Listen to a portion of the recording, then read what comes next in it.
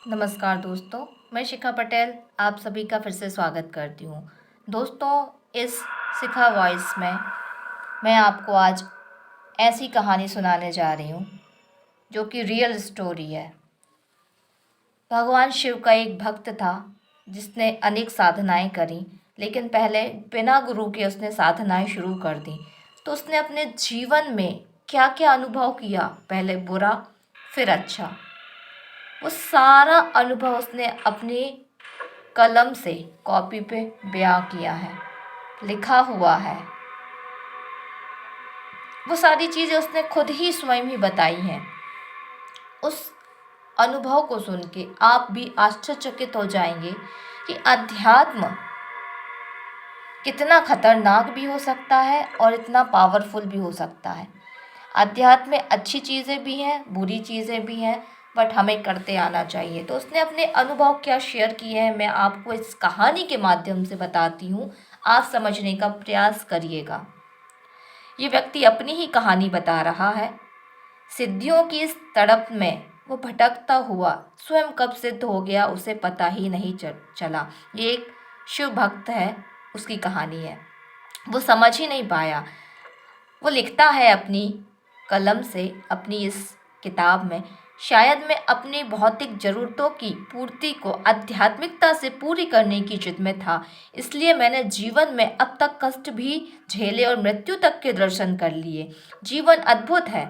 अगर हम समर्पित हैं तो हम भौतिकता में भौतिक तरीके से सरल हो सकते हैं और आध्यात्मिकता में आध्यात्मिक के तरीके से हम उन्नति पा सकते हैं। जब हम दोनों को मिलाने की कोशिश करते हैं तभी गड़बड़ हो जाती है, क्योंकि ऐसा करना विपरीत परिस्थितियों को जन्म देता है, जिससे जीवन में उत्पात मच जाता है और बड़ी ही गड़बड़ हो जाती है। त्राटक जैसे गंभीर आध्यात्मिक शब्द के बारे में मुझे तब लालच आया जब मैंने छाया पुरुष त्राटक सिद्धि के बारे में जाना। ये शायद 2012-2013 की बात है। मैं लालच में आ गया था इसके बारे में जानकर, क्योंकि इससे हम अपनी सारी भौतिक ज़रूरतों को पूरा कर सकते थे बिना किसी मेहनत के, जो कि एक कोरी बकवास थी, क्योंकि कुछ पाने के लिए कुछ खोना पड़ता है, देना पड़ता है, समय और ऊर्जा। यह ब्रह्मांडी सत्य वचन है।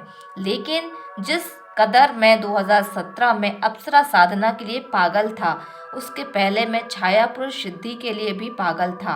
कई जगह खोजा, इंटरनेट पर, बुक्स पर, यूट्यूब पर, बहुत कुछ मिला, ज़्यादातर तारीफ़ें ही मिली।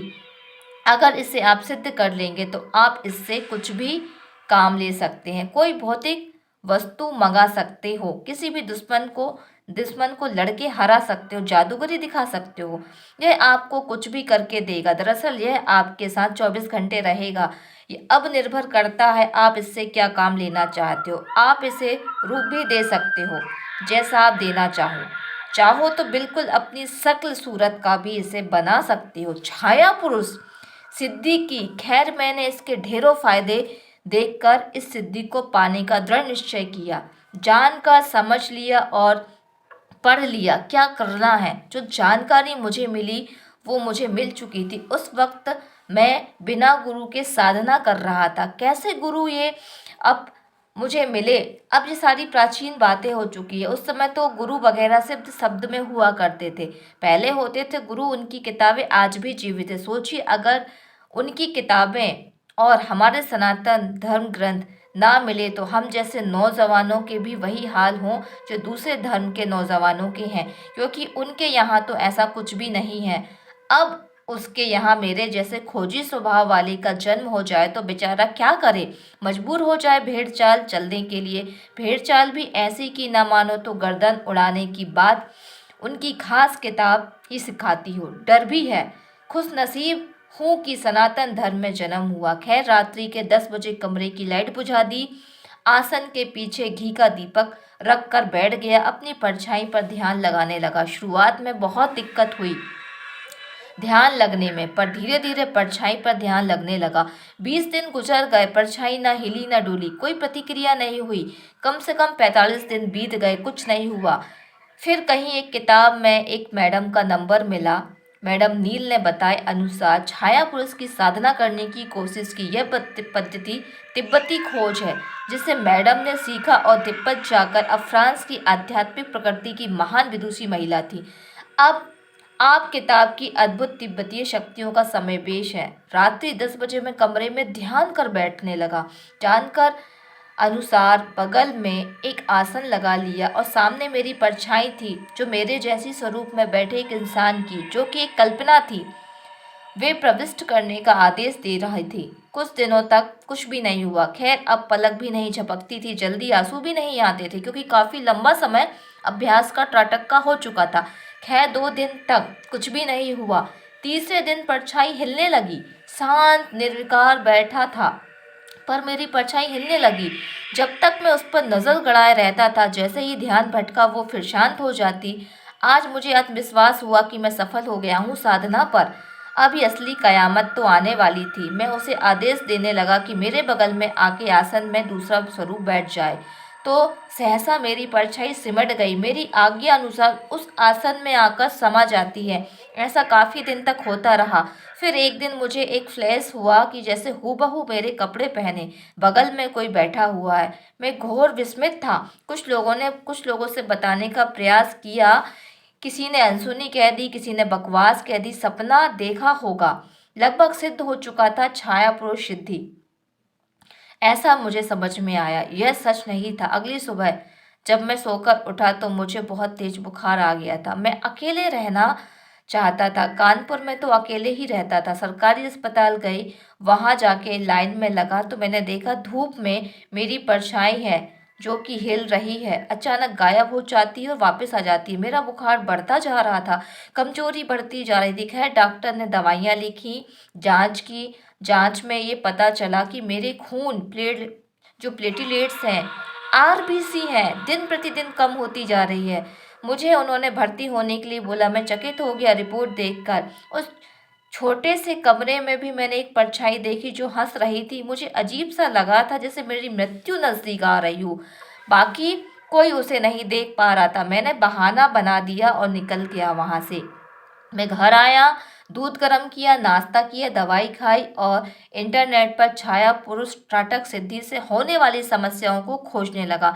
चित्रकूट में मेरे पिताजी के गुरु थे, उन्हीं का पता मुझे मालूम था। बाकी संत महात्मा जीवन काल में कभी मिले नहीं, उनका कोई ठिकाना नहीं था। मेरी परछाई हावी हो रही थी मुझ पर और मैं कमजोर होता जा रहा था। मंत्र जब से कुछ नहीं हो रहा था, यह जानकर खुद से मैं बड़ा हैरान था। उसी का नतीजा था जो मैंने किया। खैर, इतनी जल्दबाजी में तो मैं मरने वाला नहीं था। झकर उठी, मैं 4 घंटे बिस्तर पर पड़ा रहा। फिर सुबह मैं गुरुदेव से मिलने के लिए उन्हें अपनी पहुंचा और उन्हें अपनी पूरी व्यथा बताई। संयोगवश उनके वहाँ हिमाचल के एक तांत्रिक साधक महाशय आए हुए थे। उनके सामने मैं गया। रात के 10 बज रहे थे। वे मुझे देखते ही समझ गए। अपने ही सामने प्रेत को मैं सिद्ध कर रहा था। मैं वाकई में हक्का बक्का हो गया सुन के। उन्होंने बताया, छाया पुरुष सिद्धि अपने ही प्रेत को, अपने शरीर को बलवान बनाकर उनसे कार्य कराने की एक क्षमता है, जो कि बहुत ही गलत है। बिना शक्तियों के आप उन्हें बलवान हुए प्रेत शरीर के गुलाम बन जाते हैं, जो कि आपके खून से ही ऊर्जा प्राप्त करते हैं, धीरे धीरे मजबूत बनते हैं और आपकी आत्मा यानी आपकी चेतना को स्वयं में समाहित कर लेते हैं। इसके बाद उसका शरीर जो है दिन प्रतिदिन कमजोर होता जाता है, आपका भूत प्रेत बन जाता है और स्थूल शरीर जो है वो मर जाता है।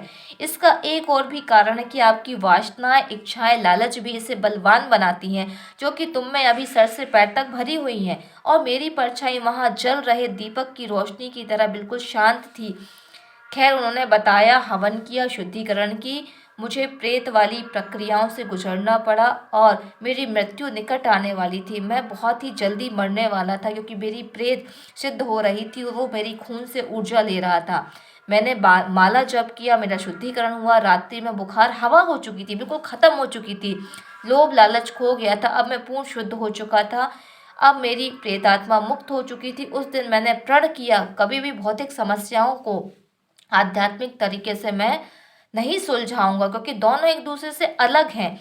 जब आप इस इस्तेमाल करते हैं तो कुछ ना कुछ गड़बड़ी हो जाती है। अपनी वासनाओं को कंट्रोल करें। इसी तरीके से अप्सरा साधना भी बहुत सारी इन्होंने की और बहुत सारी गड़बड़ियाँ अपनी लाइफ में लेकर आए दोस्तों। इसलिए कोई भी साधना हमें बिना गुरु के ज्ञान के नहीं करना चाहिए। यदि आप भी इन साधनाओं में इंटरेस्ट रखते हैं, आपका मन कुछ कहता है तो आप रुक जाइए। इन्होंने अपनी आप बीती बताई कि कैसे इन्होंने प्रेत सिद्ध कर लिया था मिरर त्रटक के माध्यम से, और अपनी अपनी ही परछाई को ये सिद्ध करने लगे थे अपनी वासनाओं को पूरा करने के लिए। तो दोस्तों सतर्क हो जाएं। इसी तरीके की सच्ची घटनाएं जो इनकी लाइफ में हुई, इन घटनाओं को जानने के लिए चैनल को सब्सक्राइब करिए और लोगों को शेयर करिए, ताकि जो लोग इन सब चीज़ों में पड़ जाते हैं वो इन सब को रोक दें और अपनी लाइफ को बचाएं, अपनी ज़िंदगी को बचाएं। धन्यवाद दोस्तों, प्रणाम। बने रहिए इसके बाद नए अनुभव को सुनने के लिए, उनकी लाइफ के सच्चे अनुभव।